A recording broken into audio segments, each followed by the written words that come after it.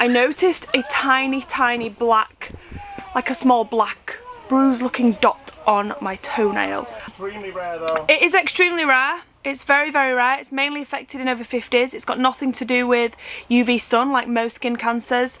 It's a melanoma, which is the worst type of cancer. See it there? Well, obviously you can see it. It's disgusting. It's got like a tiny black dot that I can see, and then it looks like blood around it. It's also started to bring the nail up a little bit. I cannot relax knowing that I've got something that's probably nothing, but it could be something. That's it. And if I can be seen, fingers crossed it's nothing. If any of you guys have any experience of this, then comment down below and let me know. But she did speak to me. She said that the doctor can see me right now. Or the nurse to have my blood pressure and temperature checked. All that looks good. Now I'm just waiting to go in and see the doctor. I've got to see a dermatologist. They got me an emergency appointment for tomorrow. It's just the waiting's so horrible. Trying to be strong for the girls. And Chris, obviously. And the vlogs. Called from the 2 or 3 places that we've called is to go and wait in A&E and ask to be seen by a dermatologist. My fear's not having it. And having to have my toe amputated, like, that doesn't scare me, but it scares me that it could spread, and I know that melanoma can spread in as little as 6 weeks.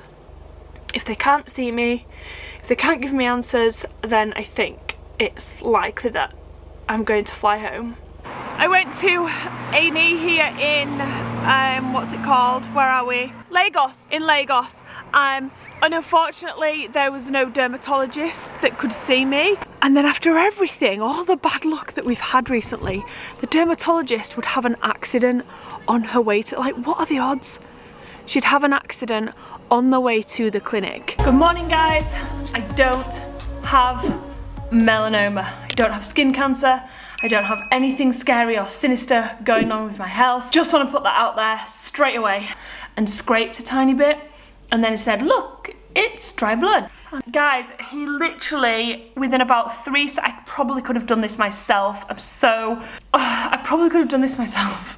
He literally got this tiny little metal thing, this little scrape thing, popped it under my nail, no pain whatsoever, went like that, and it all came out.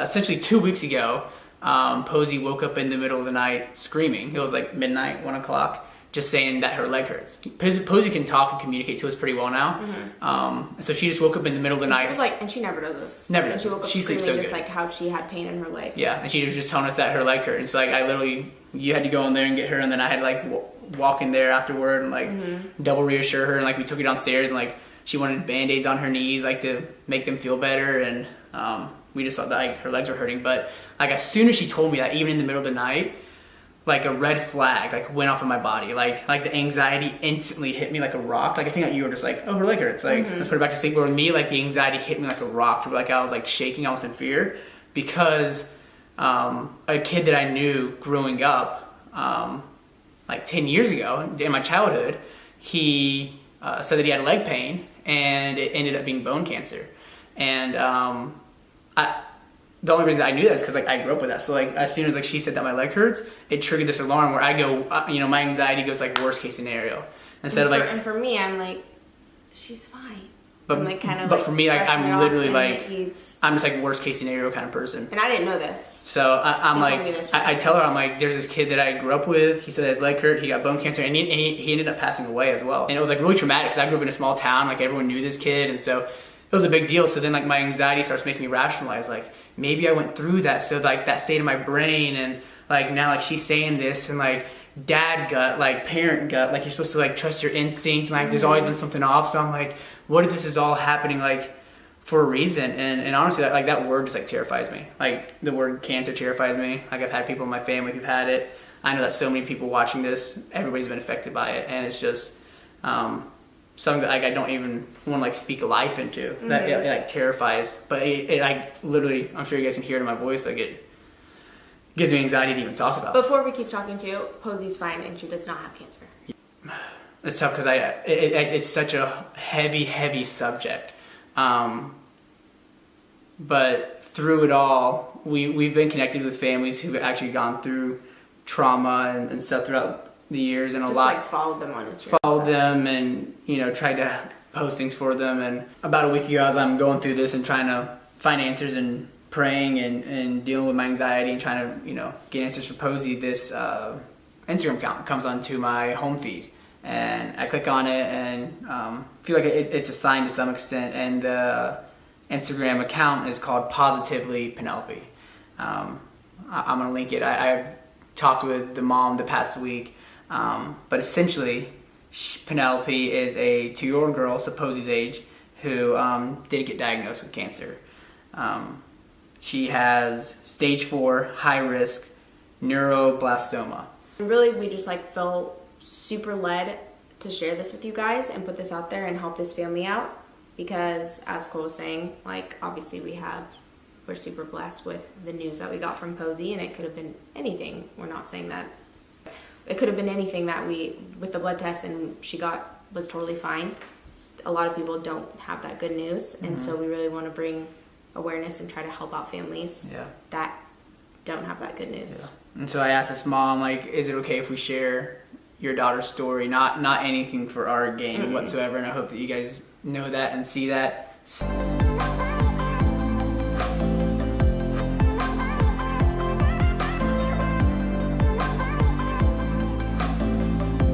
We're gonna put their GoFundMe. Obviously, prayer for healing, pray to God for just full deliverance. But we're gonna link their GoFundMe. We've donated. You guys, though, we're probably gonna donate more. Guys, the hospital bills. I wanna show you guys something. If there's 1 million people that watch this video, and each person. $1. Yeah, just $1 is $1 million.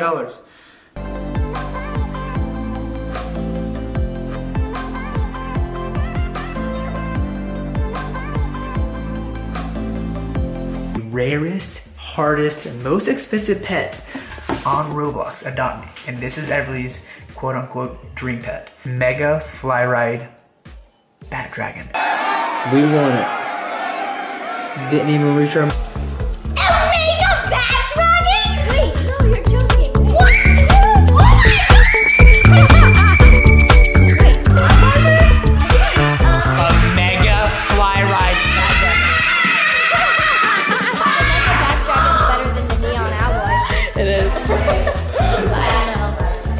A mega fly ride bat dragon, yeah. Cryptocurrency. Yeah. Oh my God, it's such a dream! Okay. We want it. Didn't even reach our Oh.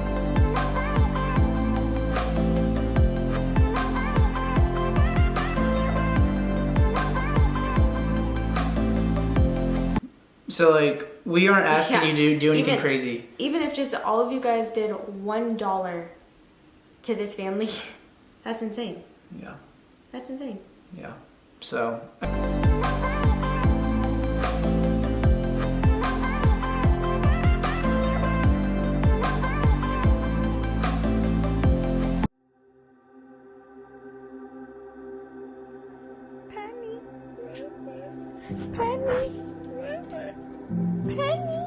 Penny. I love you. I love you. Penny. Penny. Penny. I love you. I love you. That's not mama. I love you. I love you. Meow. I love you. Meow. All right, kitty.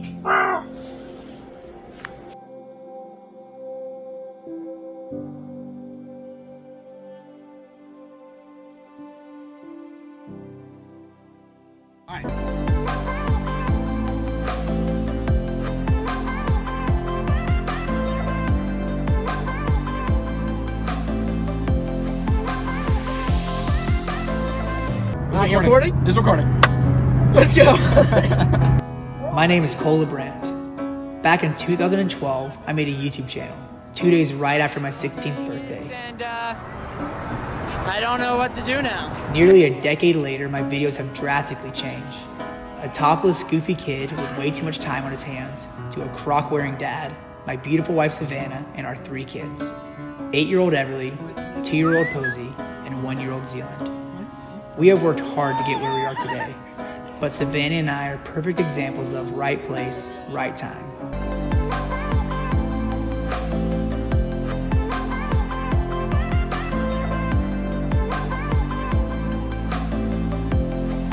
If you're quick with math, then you're concluding that I became a father when I was a teenager. Your math is right, but the story is wrong. When I met Savannah, I also had the God-given gift of meeting Everly. She made me a dad at just 19 years old and completely changed my life forever.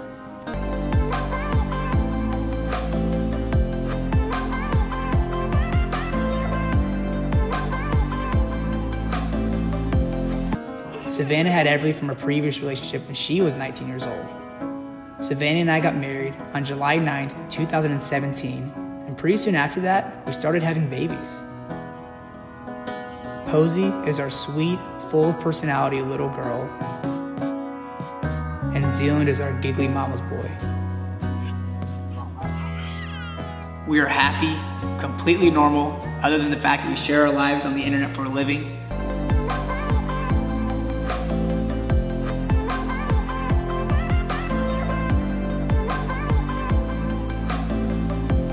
Completely normal, other than the fact that we share our lives on the internet for a living.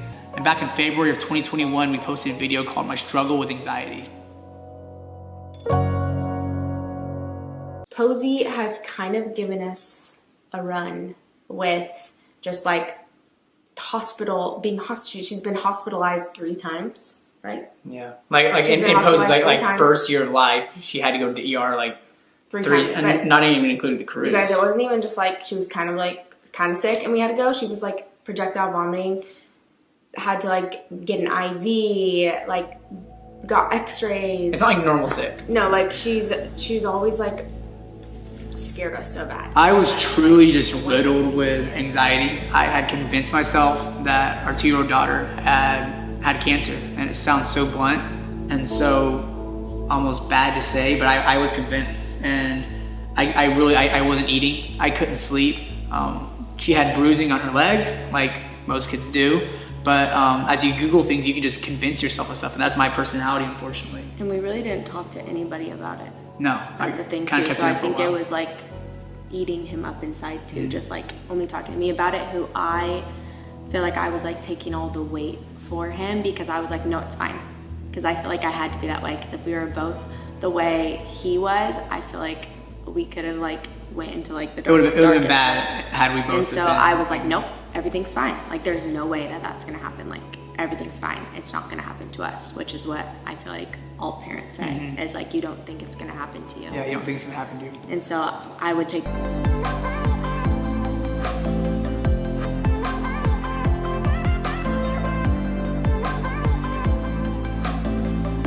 And I kept justifying reasons why this was gonna happen to us because of our faith, or maybe because of our following, and to go through this battle on social media. You justify reasons why maybe bad things are supposed to happen to you. Yeah.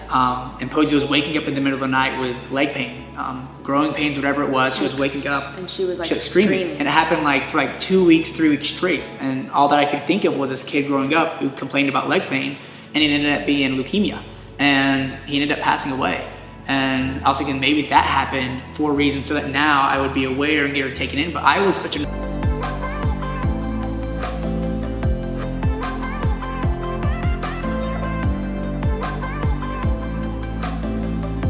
nervous wreck that I couldn't even take her in. Yeah. I literally wasn't eating. I couldn't sleep.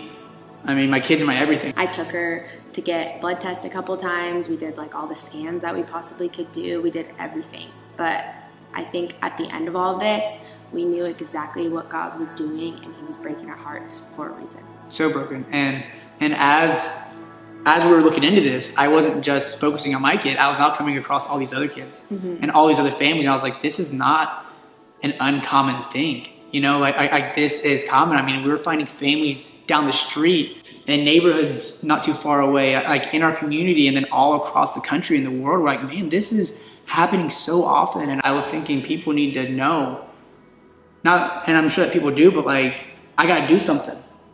I gotta do something. That's all that was in my head, is like, whenever I thought Posey had cancer, all I was thinking was like, we gotta fight. We gotta do something. We gotta fight. And even after, it's like, we gotta fight, you know? I don't just want to fight. And I think it'd be so easy to just, because you see sad things on Instagram all the time, and you just keep scrolling and scrolling, and you'll see it and you'll get sad and you'll talk about it, and then you just keep scrolling past it. And it could have been so easy to just keep scrolling, but instead we wanted to do something much bigger. So I've really just been praying and talking with Savannah and the team on where this should go and what families you should incorporate. So I've been going through Instagram, and you know, the algorithm kind of recommends to you what you've been looking up. So if you're into fitness, usually the Instagram algorithm will like recommend you fitness posts on the Explore page. But because I've been looking up so much pediatric cancer stuff, my Instagram Explore page is just filled with kids with cancer and different families with cancer, and it's just never ending. It's never ending. It's never ending. It's never ending. So I don't know who to reach out to. I don't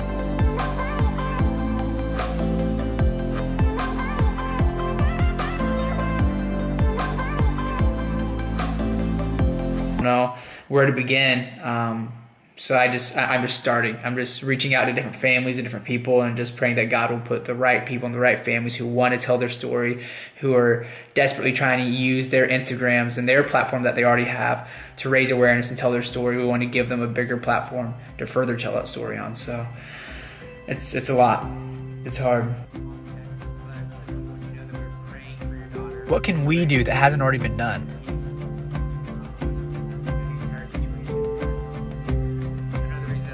We decided to use our voice to echo the lives and stories of these sick children and their families.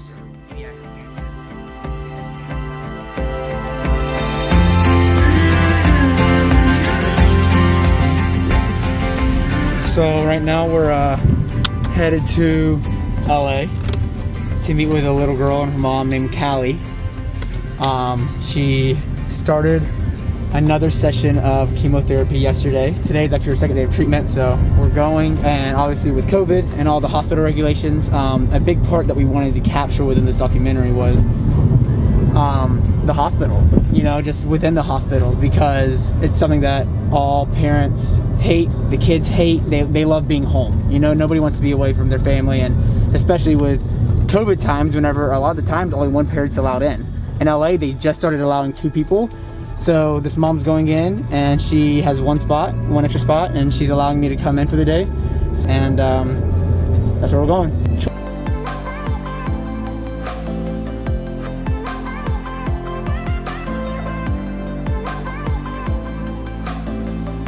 Children's Hospital, LA.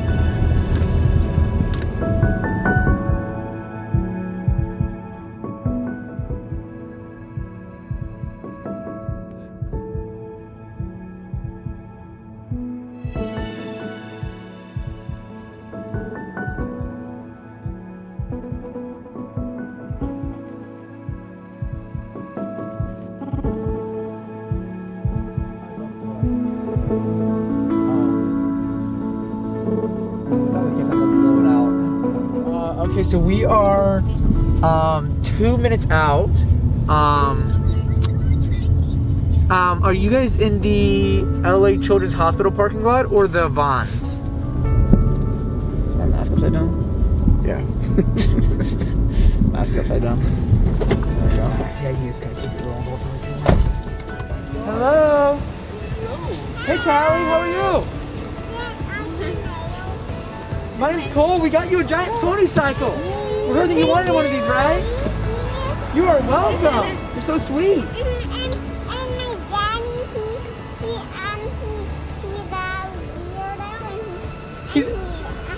He's a weirdo?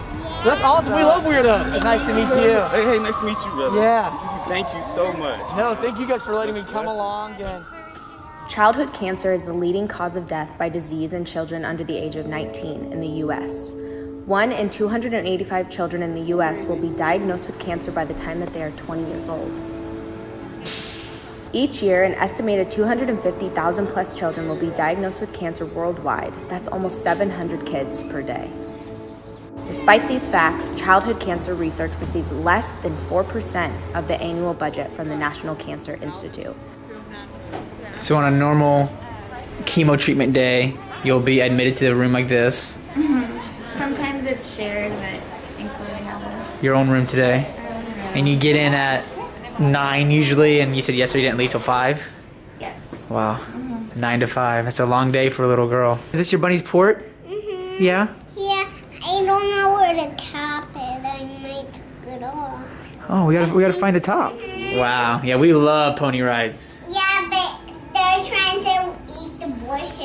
He was trying to get a snack while you're on him. He's trying to eat the bushes while you're on them? Yeah. That's crazy. Yeah.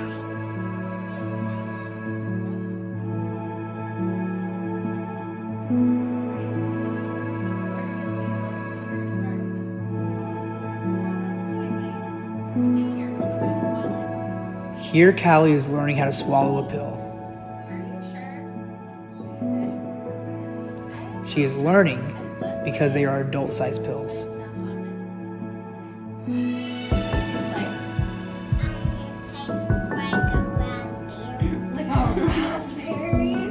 way, that is so silly. Maybe if pediatric cancer research received more than 4% of the funding, medicine would be better suited for these little kids. She just seems too little for this. Tell me a little bit about how your faith has played a part in your guys' cancer journey, because I know we were talking about it earlier, and she was explaining to me how she came to know God through her daughter's diagnosis. The day Callie got diagnosed, I knew that I needed him. He was the only way my child was going to be cured. Lord, we just lift up Callie right now, God. I pray that you just pour out total and complete healing over her life, Lord. I pray for Callie's parents, God. I pray that you give them the strength, the peace, God. I pray that all depression, all anxiety leaves, God. I pray that you do what you do best, God, and you make all things new. And God, I pray that you just give her just a totally new and healed body, God, that just has no evidence of disease for the rest of her life, God. We receive it, we love you, and we thank you for all that you've done. Amen. Amen. One last thing before I head out is financially, it's not easy. So we wanted to give this to you and your family. Are you serious? And it's $10,000. So to help you guys and just, yeah, whatever we trust your heart. We know that it's not easy. So whatever you guys feel is best to do with that. And we love you guys.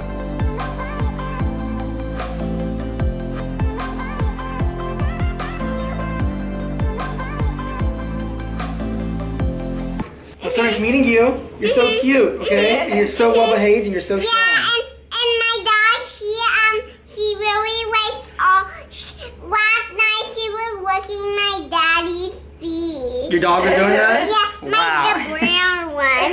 The brown one? All that she was saying the entire time, I couldn't get it on camera enough that she just wants to go home. She just kept saying, I want to go home. I want to go home. I want to see my dogs. I want to ride a pony. I want to go to the park. She's 4 years old. She doesn't want to be at a hospital. She wants to be home, and that's the saddest thing. Is I'm imagining my kid. I'm imagining any of my kids in that hospital saying, I want to go home. Mom, why can't I go home? They don't understand why they can't go home, and it's not right.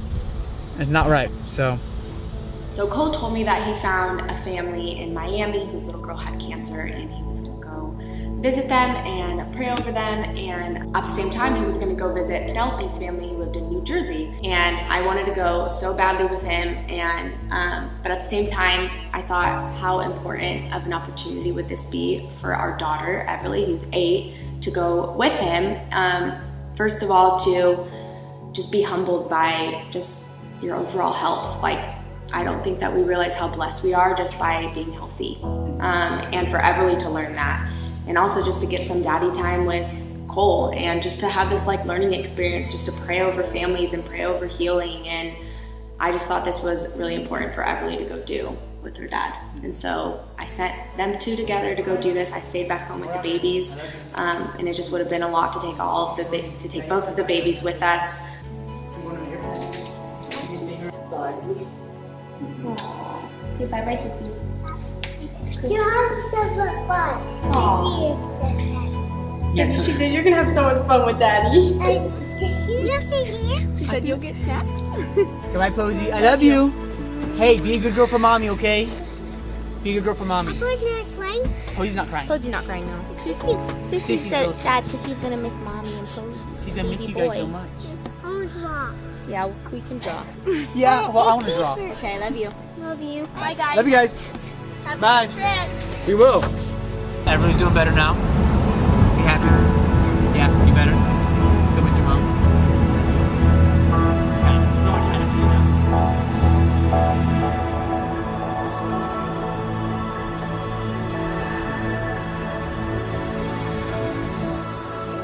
Camila is a 3-year-old girl. She's battling neuroblastoma. This is the exact same cancer that Callie also has.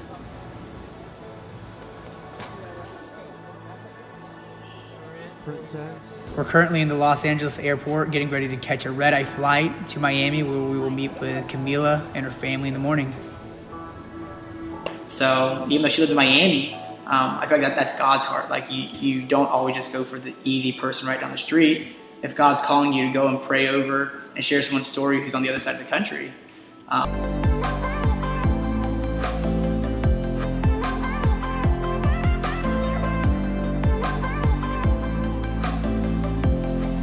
We didn't want to withhold from that, so we're like, let's go to Miami, you know? 10:30. Flight leaves at 11:10, so we'll probably start boarding in like 10 minutes. Straight to Miami. It's nighttime. We're gonna wake up in Miami and go meet Camila for the first time. You ready? Yeah. And it's Camila's birthday in 1 week. 1 week from today, so she's turning 4. So it makes it extra special. Like so educated, and specifically neuroblastoma, pediatric cancer. And I feel like that's because the passion's there, and I'm not trying to guilt trip anybody because we are in the exact same boat. But I mean, there's little kids all around the world, right down the street from you, likely dying of diseases just like this every single day. That I just feel like there has to be something that can be done, you know. And whenever I think about this documentary and what we're trying to make, I don't really even know what exactly I'm trying to do. I just feel like we have to do something. Like on a big scale, like please, I hope that somebody can see this and increase that budget so then medicines get better.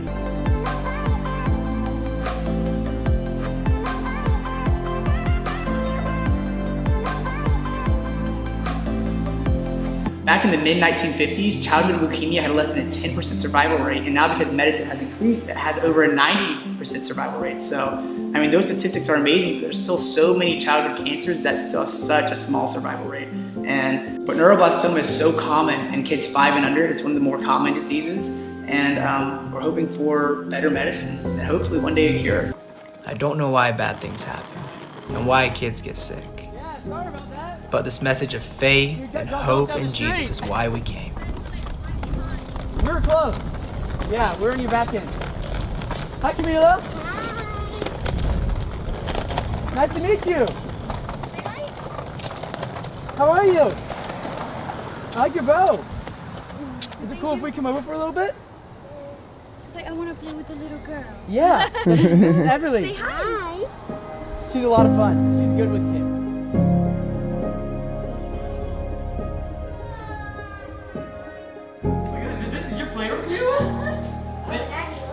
This is awesome. Oh wow, what is this? What's that? He got you this. Well, For today, the surprise for today, baby. we heard that you're turning 4 years old. Is that true? That's so awesome. Can we open this right now? Because Emily loves playing with Barbies. Her tumor was right next to her kidney. So when they touched, they felt something. So they request an ultrasound. And they found a mass. That's what they call it, a mass. And they didn't know if it was cancer, it was just a mass that was there. In 2 days that she was in there, she just started chemo. Wow. They told us it was a stage 4. The cancer already was on stage 4. So that means it went from the side of her kidney to her bone marrow. So it spread. Mine started with just a little bump that you see. And you might think, oh, she hurt herself. But that's that, neuroblastoma. And it was just so fast. We went from, oh, she has a fever, get Tylenol, we got this. Yeah. You know, to, oh my God, what's going on with her? She's on life support and this and that, and what are we supposed to do? Wow. Nothing. Just sit back, pray and watch, and That's the worst part. yeah, and just pray that they're doing their best. It was really fun talking to her. She kept on talking to me and saying, do you want to play with me? And it was really fun. It was really, really cute. All right. Hey. Bye. It was very nice meeting you. Likewise. Thank you so much for letting us into your home. Really appreciate it. Thank you. Bye, Camila. Say bye. Thank you for coming. Bye. Aww. Bye, Camila. Can I have a hug? See ya. Thank you so much for coming, guys. Yeah, thank you guys so much. I wanted to give you guys this as well before we headed out. This is a check for $10,000 because I know that it's not easy with the financial burden of having a sick kid. So this for you guys. Thank you so much. Just write your name on it because I didn't know who to make it out to. You will make it to one. Yeah, but Thank you so much.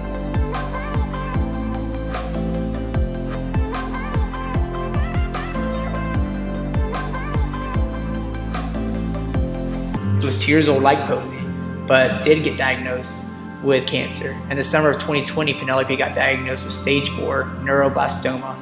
And so back in February, months before we even knew who Camila and Callie was, months before their stories even changed our lives, Penelope's story changed our life.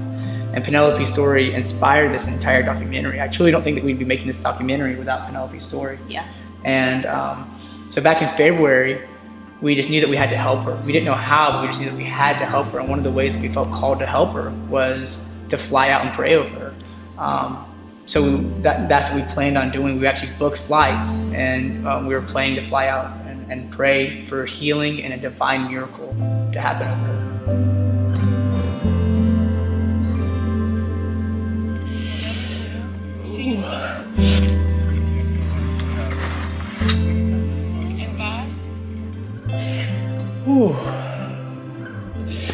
So I don't really know what I'm gonna do with this.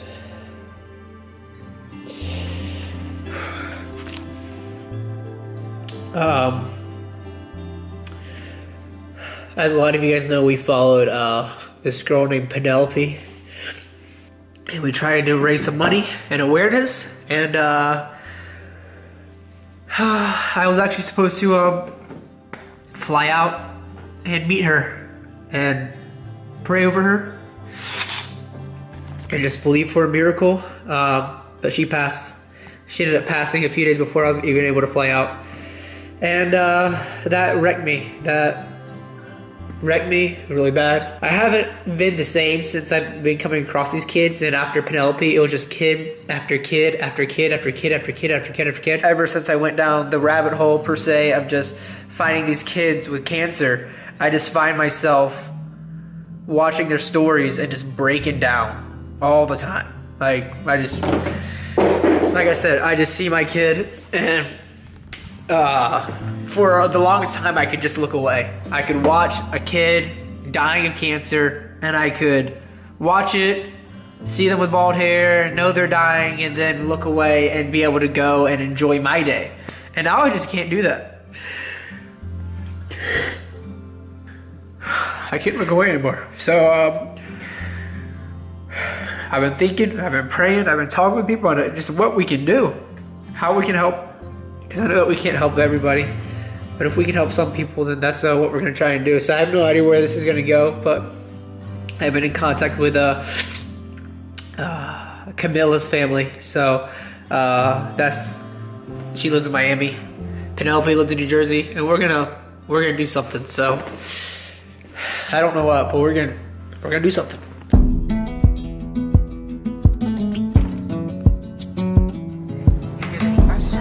Locate one of the flight attendants in the aisle. We'll be with assist you with finding the place for your bag.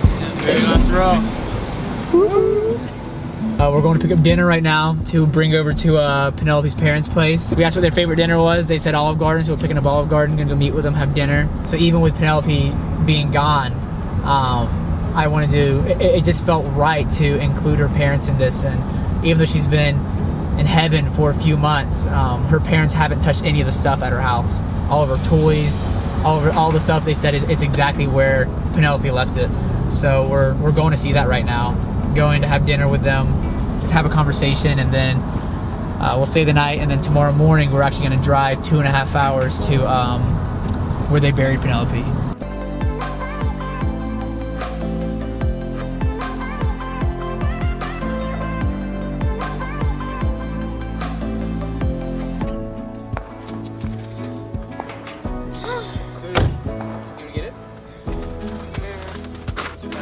Bag of food, and there they are. When going into conversations like this, it's really impossible to anticipate what to expect.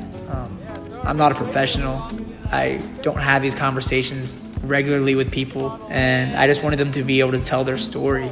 But asking certain questions like this can be so difficult, and we just have no idea what they're going to say or how we're going to respond. So it just makes it all that much more difficult.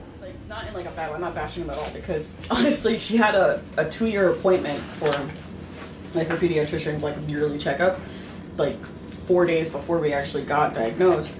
And you know, they have to press on their stomach and stuff, and he felt nothing weird. He's like, she looks good. She had a bruised eye though for like a month, but he's like, no, toddlers are toddlers. Yeah. That's it. And I was like, you're right, like he doesn't know. He's not an oncologist, he wouldn't know. So when it was cancer and we called them on the 20th, like, hey, her eye just looks more swollen.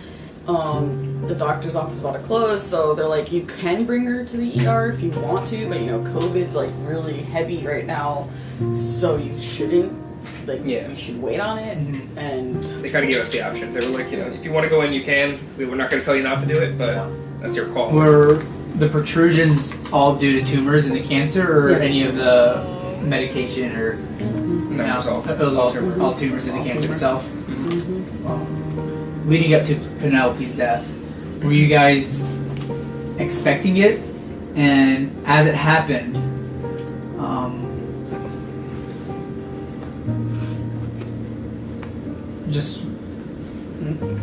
I'm not gonna say like what did it feel like, because I can only imagine the worst imaginable pain in the world, but how would you explain the moments leading up to and the moments shortly after? Well, leading up to it, I guess we didn't really expect it, that moment. Like, we knew it was coming eventually, but we just never knew when that like for the days before we knew it was going to happen soon, because she had signs of her actively going. Like, she had all the signs of, even the hospice nurse was like, yeah, she's in that stage. The night before, she actually like was awake. Like, she's been sleeping for the last like week of her life, just sleeping. Like, she wouldn't wake up. She was just tired because the morphine and all other things. And the last night she was actually awake and talking to us, and like just like telling me to sing to her, and just like really good. I was like, wow, like she's actually like really nice, like she's doing really well today. And then the next day was when it happened. And then the moment it happened was just even crazier, because I was ordering pizza and she's sleeping on Jack, and I'm ordering the food, and she just made this like weird noise, and like that's how we knew, like the noise what she made was just like I can't even explain what she made, but like Jack said, I feel like it was like a release of breath, I think, right? Yeah. But it's almost like a gasp, like kind of. Yeah, like she was trying to catch her breath, but I think she was letting it out. It was like like I don't know, like a wind noise, and then she like took another one.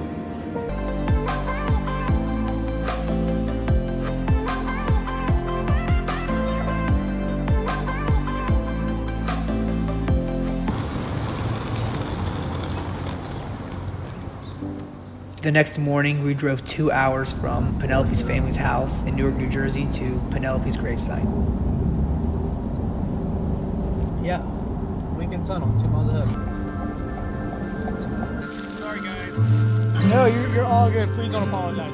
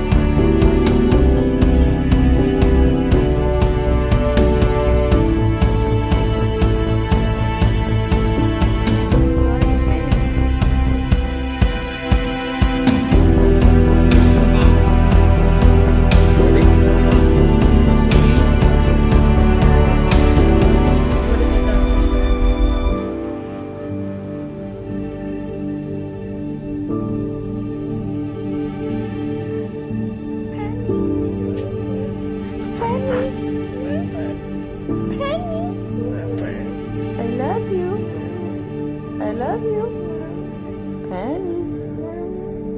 Penny. Penny. I love you. I love you. That's not mama. Not the mama. Not the mama. I love you. I love you.